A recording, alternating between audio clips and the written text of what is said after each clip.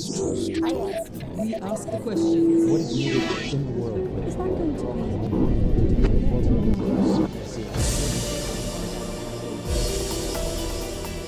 Nedavno je u Washingtonu promovirana knjiga pod naslovom Od rata do mira na Balkanu, Srednjem istoku i Ukrajini, čiji je autor Daniel Serwer, profesor na sveučilištu Johns Hopkins, analitičar, diplomata i bivši američki pregovarač tijekom rata u Bosni i Hercegovini. Knjigu je posvetio građanima Balkana, a u njoj analizira ratove i uspostavljanje mira na prostoru bivše Jugoslavije.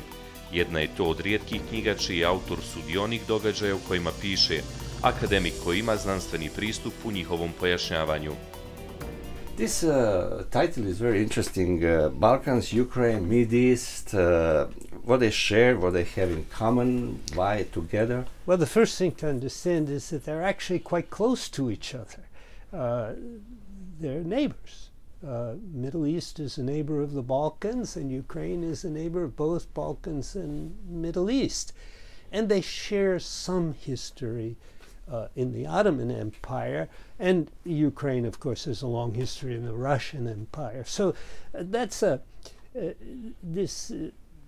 in empires, governments tried to rule not so directly, but leaving some local structures in place. They didn't homogenize their populations the way Western European states tried to do. And that's at the root of many of the issues in the Balkans, Ukraine, and Middle East, because people did not all become Muslim, they didn't all become Russian speakers, they didn't all become one ethnicity in the Balkans. Yeah. You're talking about national groups during the Ottoman Empire, and how you connect that with today's situation in Balkans? Well, it's directly connected because the populations weren't homogenized. You still have in the Balkans Catholics, Orthodox, Muslims, Vlachs, Albanians. You still have the groups that were present in the Ottoman Empire, but that idea that not only individuals have rights, but that groups have rights is in many respects at the core of today's issues. And when you attach the idea of group rights to specific territory, it leads to war. Mm-hmm. Then we have, after that, Austro-Hungarian Empire, who did directly opposite thing, tried to do opposite. Tried and failed. I mean, and failed, I agree. Tried and failed.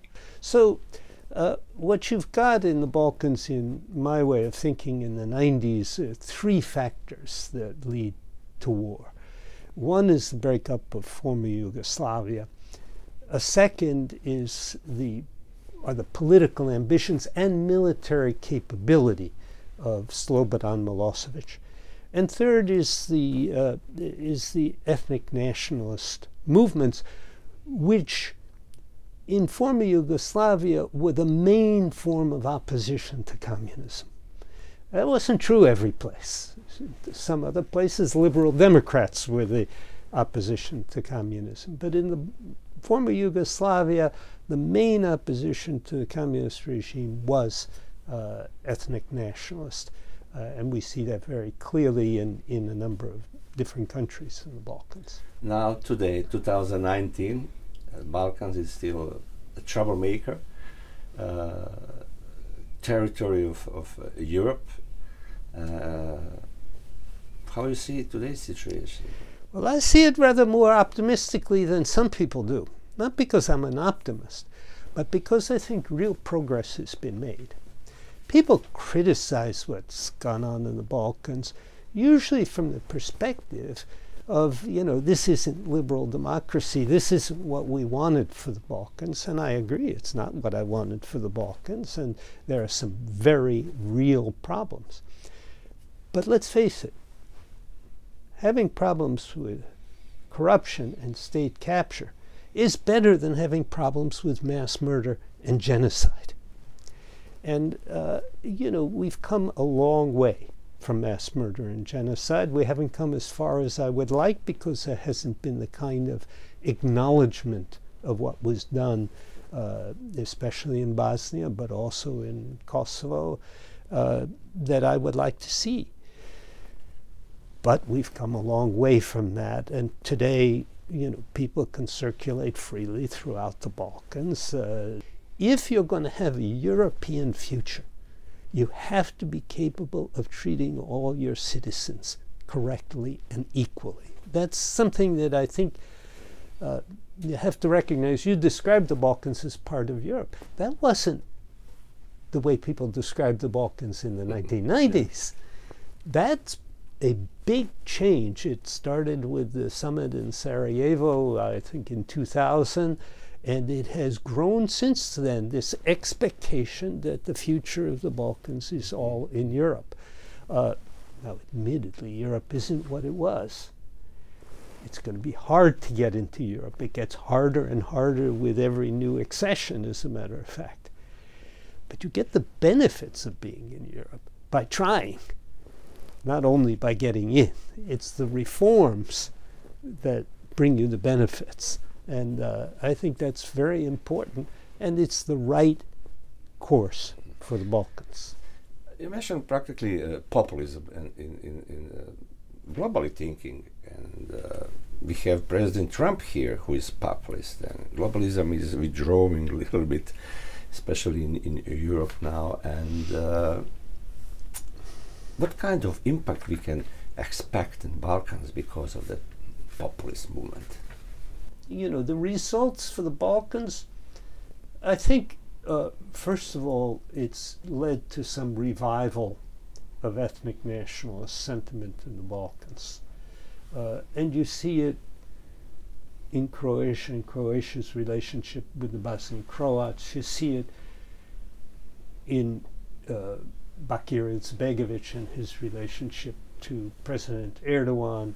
You see it in Serbia with the relationship of Vučić to Russia. It's pretty clear, but it's also present, for example, in the Albanian areas of Macedonia, Kosovo, and Albania, where, you know, ethnic nationalism has gained some strength, I would say. So you face that, and it's okay with me. You know, people are entitled to be ethnic nationalists if they want to be.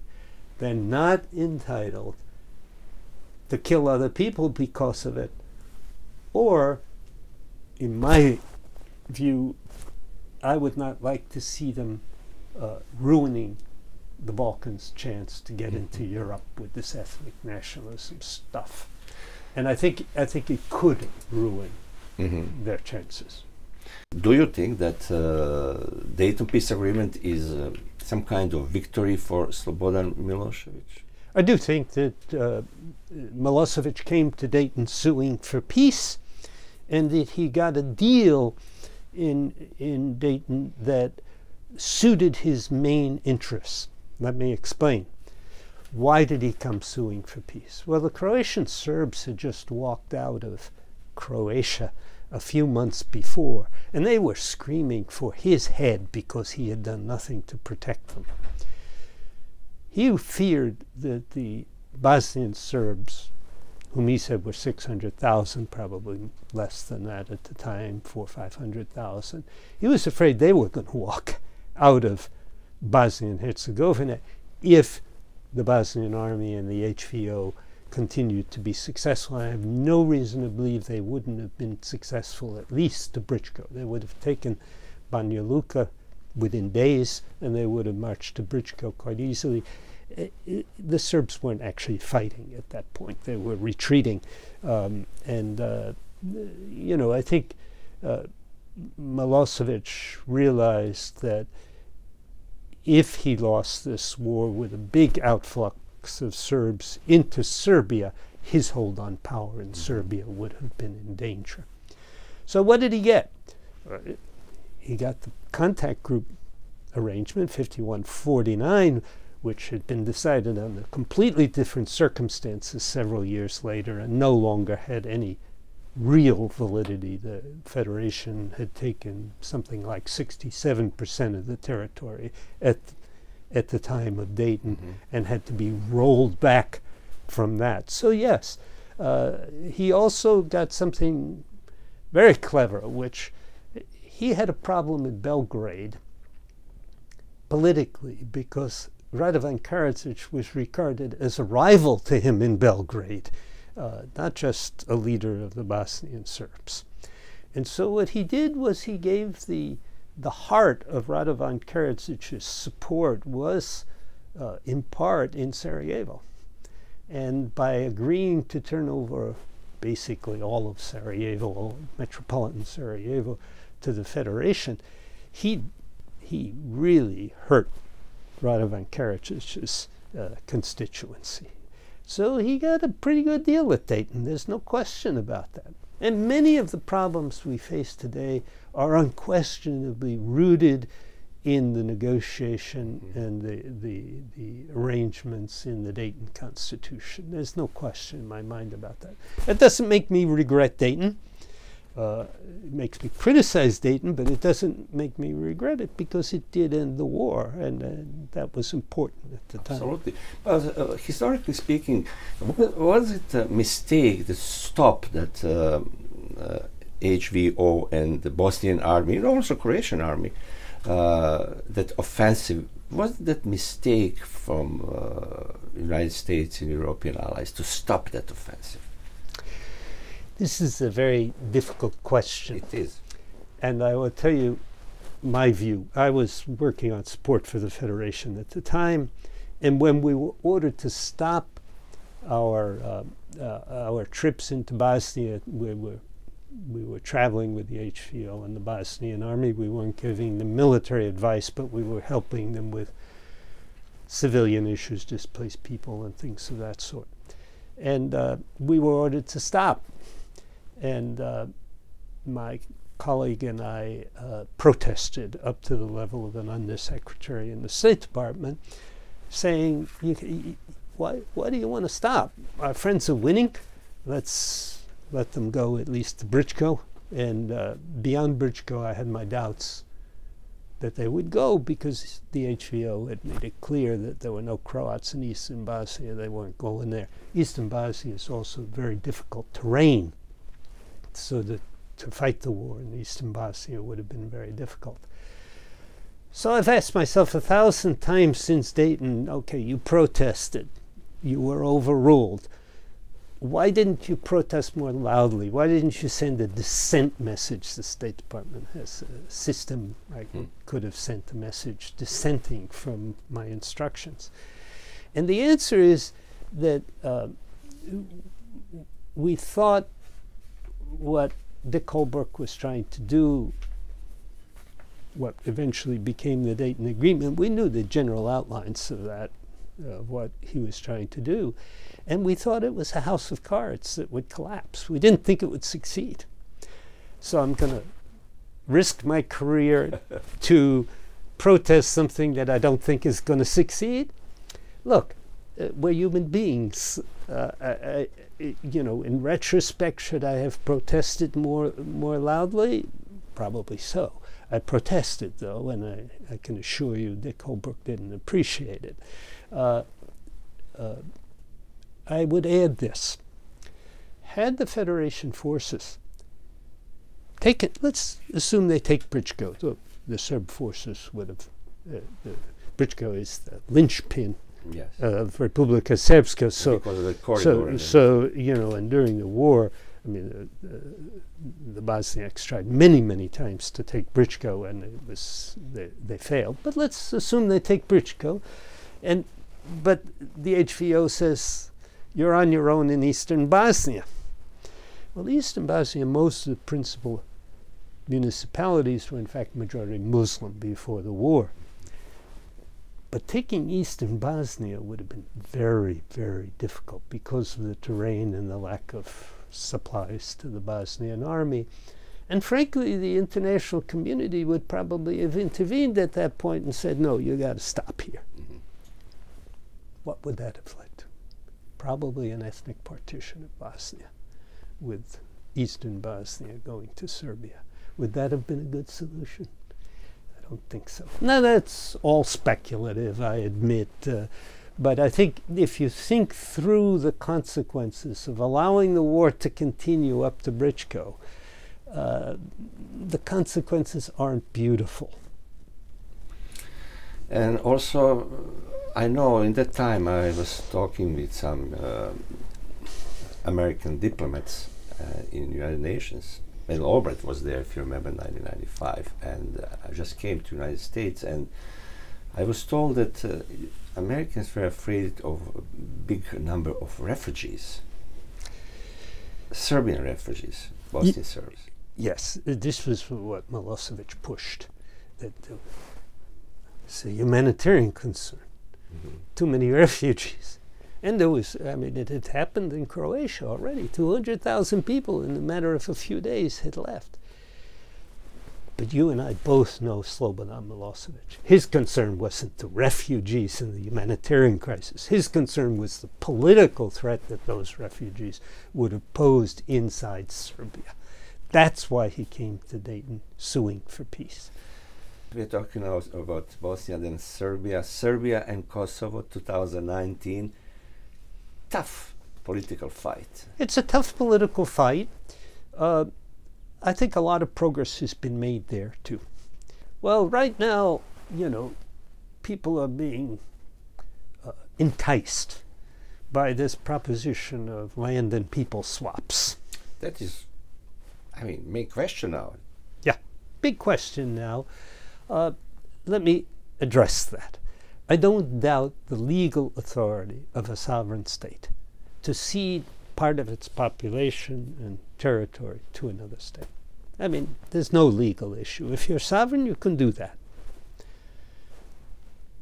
First thing that has to be understood is that only after recognition can that be done. Only after recognition, exchange of diplomatic representatives at the ambassador. Only after Serbia recognizes Kosovo. Only after Serbia recognizes Kosovo and Kosovo recognizes Serbia. That has to be clear. So, yes, it's possible to do it legally, but only if you do it right, and that's after recognition. The bigger question is it smart? Well, I think it's very dumb. I see the maps. I don't know where they come from.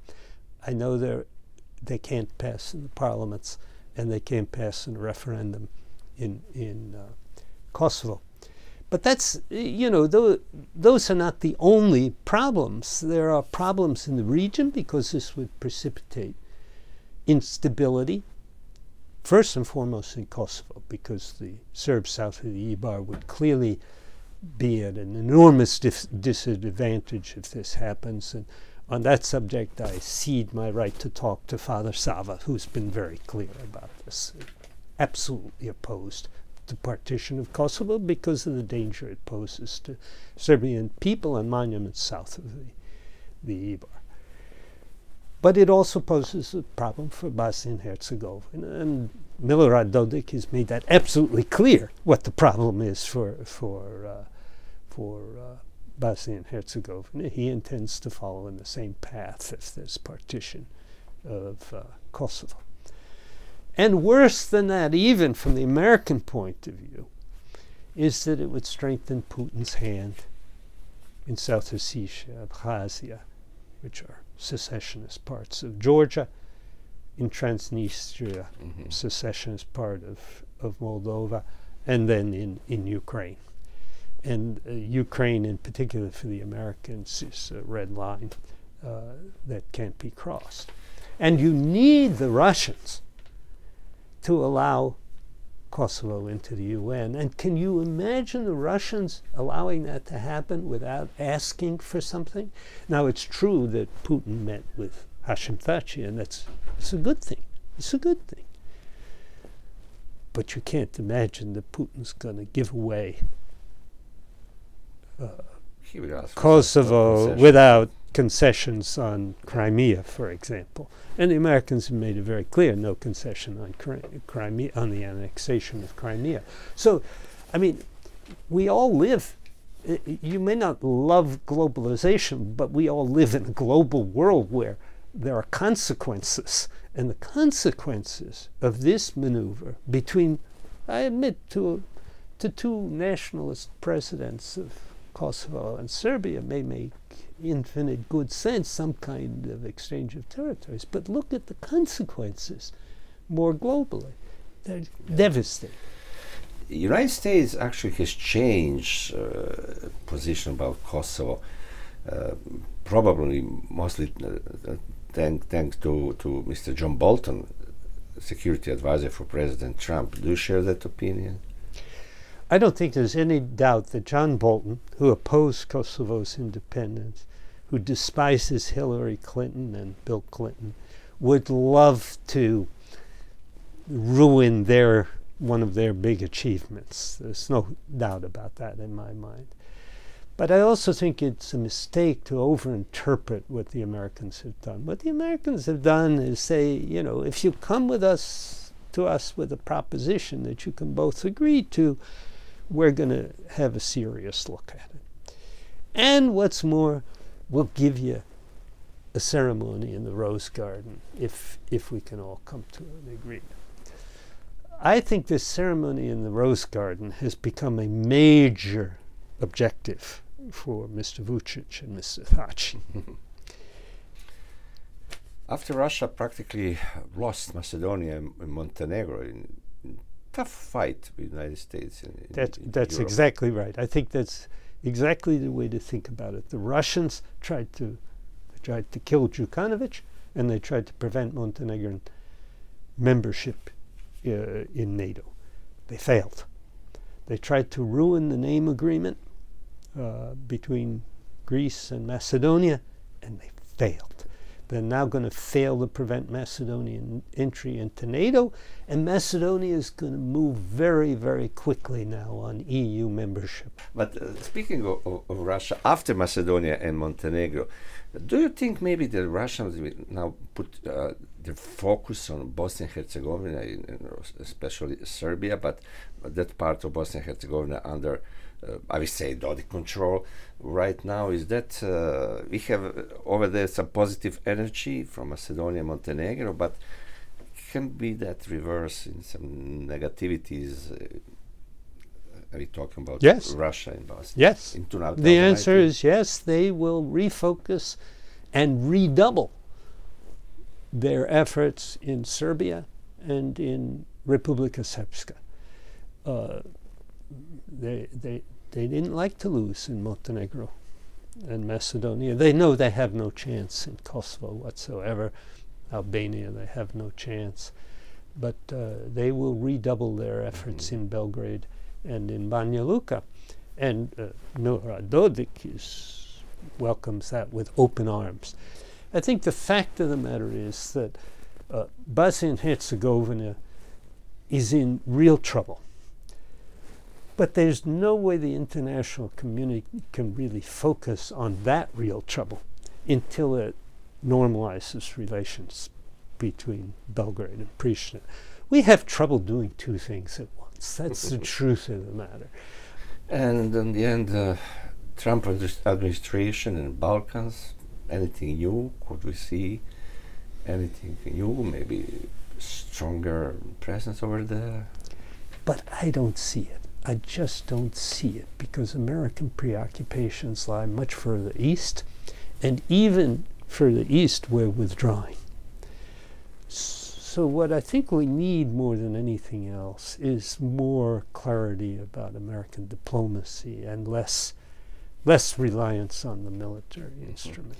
There is a potential military problem in Bosnia and Herzegovina that arises right now from this excessive armament being shipped to the Republika Srpska special forces.